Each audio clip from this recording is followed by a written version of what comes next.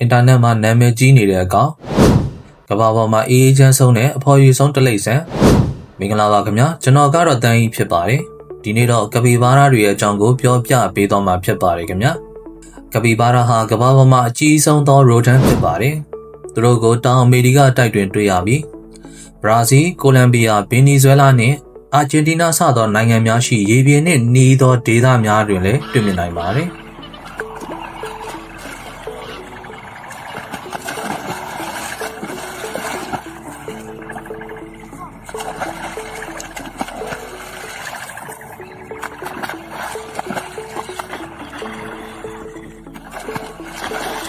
မျက်နှာတောထဲရေဆက်နေရာတွေမှာနေတက်ကြပါတယ်ကပီဘာရာများသည်ရေနှင့်ကုန်းနှစ်မျိုးစလုံးမှာနေနိုင်တဲ့သတ္တဝါဖြစ်ပြီးရေကသူတို့ရဲ့ရှင်သန်မှုအတွက်မရှိမဖြစ်လိုအပ်ပါတယ်သူတို့ရဲ့မျက်လုံးနားနဲ့နှာခေါင်းပေါက်တွေဟာ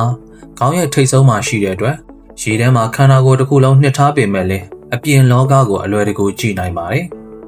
ရေထဲမှာလည်း9မိနစ်ထိအသက်အောင့်ပြီးနေနိုင်ကြပါတယ်။ပေါင်130လောက်ထိရှိကြပြီးအရှည်က4ပေလောက်ထိရှိတတ်ကြပါတယ်။သူတို့ဟာတစ်နှစ်ကိုတစ်ချိန်ဒါမှမဟုတ်2ချိန်လောက်သားပေါက်တတ်ကြပြီးတစ်ချိန်မွေးရင်2ကောင်မှ8ကောင်ထိမွေးနိုင်ပါတယ်။အကောင်ပေါက်လေးတွေကိုအုပ်စုတွင်းကအမတွေအားလုံးကဝိုင်းဝန်းပြီးဂယူးဆိုင်စောက်ရှောက်လေးရှိပါတယ်။ကပီဘာရာတွေဟာတကောင်တည်းမနေနိုင်ကြပါဘူး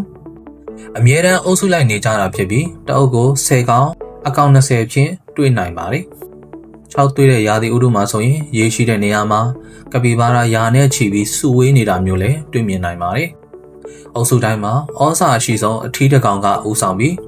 အုပ်စုအတွင်းမှာအထီးတွေအမတွေနဲ့အကောင်ပေါက်လေးတွေအားလုံးပါဝင်ကြပါတယ်အုပ်စုလိုက်နေခြင်းရဲ့အကျိုးကျေးဇူးကတော့လုံခြုံရေးပုံမရရှိခြင်းပဲဖြစ်ပါတယ်။အန်ဒီရဲ့တစ်ခုခုသတိထားမိတာနဲ့ဟောင်းတဲ့အတန်နဲ့ဆင်တူတဲ့အတန်မျိုးကိုပြုလုပ်ပြီးအုပ်စုကိုသတိပေးလေးရှိပါတယ်။အန်ဒီရဲ့တွေ့တာနဲ့ချက်ချင်းရေထဲကိုခုန်ဆင်းပြီးခန္ဓာကိုယ်ကိုရေအောက်မှာဖွက်ထားတတ်ကြပါတယ်။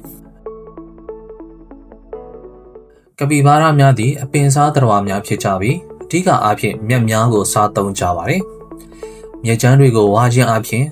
တလုံးရှည်ထွက်နေတဲ့သူတို့ရဲ့သွားတွေကိုသဘာဝအတိုင်းတိုက်စားပေးပြီးပုံမှန်သွားများအတိုင်းထိမ့်သိမ်းပေးပါတယ်။တခါတရံတွင်ရေထဲရှိအပင်များတစ်သီးများနဲ့တစ်ခေါက်များကိုလည်းစားသုံးလေးရှိပါတယ်။၎င်းတို့ဟာမိမိရဲ့မစင်ကိုလည်းပြန်လည်စားသုံးတတ်ကြပါတယ်။ဒီလိုလုပ်ရခြင်းရဲ့အဓိကအကြောင်းရင်းကတော့အစာခြေပြတ်ဖို့ခက်ခဲတဲ့မြက်တွေထဲကအာဟာရဓာတ်တွေအထူးသဖြင့်ပရိုတင်းဓာတ်နဲ့ဗီတာမင်ဓာတ်တွေကိုဒုတိယအကြိမ်ပြန်လည်ဆုပ်ယူနိုင်ဖို့ပဲဖြစ်ပါတယ်။ကပီဘာရာတွေဟာအခြားတိရစ္ဆာန်အမျိုးအစားတွေနဲ့ပါယဉ်ကျေးတတ်လို့ The friendliest animal လို့ခေါ်ကြပါတယ်။ငှက်များမြောင်များ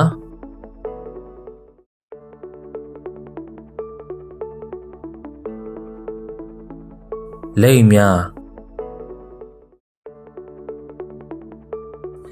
မိချောင်းများပင်လေကပီဘာရာများအနီးတွင်အတူရှိနေကြသည်ကိုမကြာခဏတွေ့မြင်ရတတ်ပါတယ်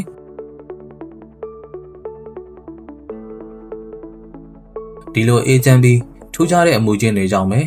သူတို့ဟာလူကြိုက်များတဲ့တိရစ္ဆာန်တွေဖြစ်လာကြတာပဲဖြစ်ပါတယ်ဒီနေ့တော့ကပီဘာရာတွေအကြောင်းကိုပြောပြပေးသွားတာပဲဖြစ်ပါတယ်ခင်ဗျာဒီဘလော့ကိုကြည့်ရှုပြီးကပီဘာရာတွေအကြောင်းကိုပုံမနားလည်သွားလိမ့်မယ်လို့မျှော်လင့်ပါတယ် channel ကို subscribe like comment share လုပ်ပြီးလဲကူညီပေးကြပါအောင်ခင်ဗျာနောက်ထပ်ဗီဒီယိုတွေမှာပြန်တွေ့ကြပါမယ်ခင်ဗျာ